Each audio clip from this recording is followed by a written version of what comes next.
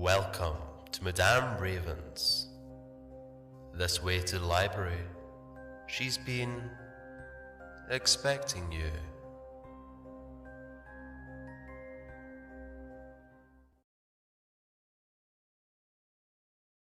Hello, my darlings. I'm sorry I didn't get anything out last week. It may take me a while to get back into the swing of things. But anyway, today I have a story from Scare in the Box called Post-Mortem Art. The invitation in Greer's hand read, "Once-in-a-lifetime opportunity." There was a lot of other text there, too, but none of that really mattered, he figured. How many truly once-in-a-lifetime opportunities does a person get? One? One at best. Most people live their whole lives without knowing such a thing.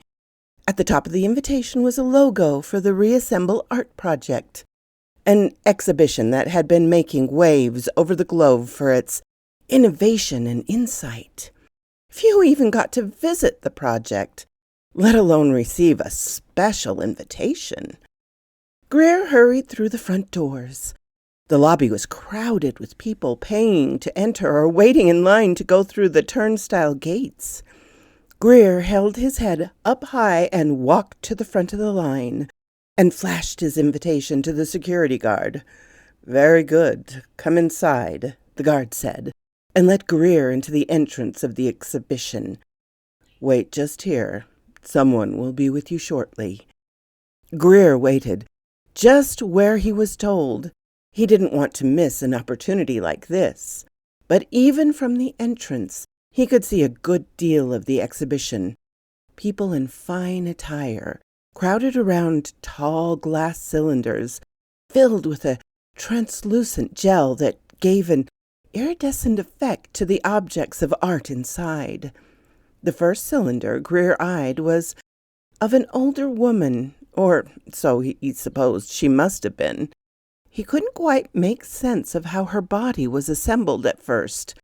A leg sprouted from her shoulder, and her head rested against it, mouth parted as if in a sigh. But the torso below was twisted, showing her shoulder blade, and then the round sag of her belly, and below that an artful placed rear. Greer didn't get the art, but nodded in appreciation anyhow. He bet the little rectangular plate on the front explained perfectly what it all represented. The next cylinder he looked at had a small crowd of children, and a woman who must have been their grandmother around it. Inside stood a person, gender unclear, probably intentionally. Upper arms sprouted from the hips, and then moved into the usual calf muscles. But then supporting them was a hand on one ankle and a foot on the other. A quick glance didn't reveal to Greer where the other foot had been placed. He'd heard that some exhibits played with the faces as well, moving eyes, ears, nose in meaningful ways, but Greer couldn't see any of those from the entrance. "Beautiful, aren't they?" said a soft voice. Greer turned to face a short man and two taller people wearing androgynous suits. He nodded enthusiastically. "Yes, I've never seen anything like it." "The process is innovative," the small man said, and waved Greer to follow. He headed into a door camouflaged in the wall, and then along a long, winding hallway, and two separate sets of stairs leading down. "Dr. Werner insists on keeping the process to himself until he has perfected it. All artists have their quirks, and everyone says he's a genius," Greer said. His palms felt sweaty. The invitation said, "Hush a moment." The small man cut him off and opened a door camouflaged in the wall. They stepped into a sterile white chamber with 3 metal slabs, perfectly sized for holding bodies. 2 of them held new works of art. A child whose limbs were lined neatly up at the bottom of the slab, and a robust woman who had already begun to be reassembled. Greer admitted to himself that he found the child a little distasteful. But still, had the child lived a long life, they might never have ended up with the renown they would have known from being one of Dr. Werner's works of art. "Do I just lie down?" Greer asked. "Oh, no, no." The small man pointed over at a metal door. "Head in there. The disassembly must occur at an atomic level. The doctor works in shifts to disassemble and then reassemble. These here still have several trips inside, but lucky you. It's your first." How does the doctor choose how to reassemble?" Greer asked.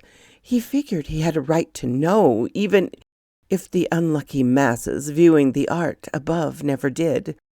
"He doesn't choose, at least not all the way.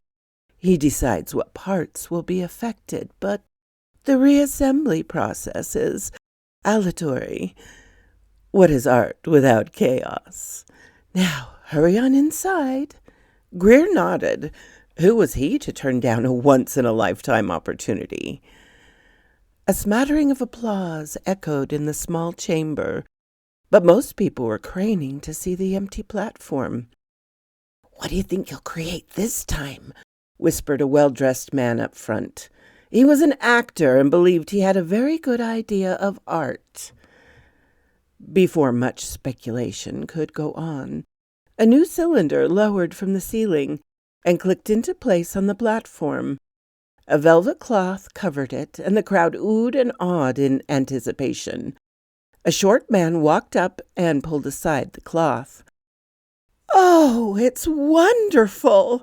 Just wonderful!" a woman cried. So quoth this raven. Have a lovely week, my darlings. Thank you so kindly for stopping by my chateau, my darlings. It does mean so much to me. Please, if you have not subscribed, as many of you have not, please do so. Give me a like so I know what you would like to hear. And comment. I always love to read your comments. And special thanks to my Patreon and membership supporters. Ciao, darlings.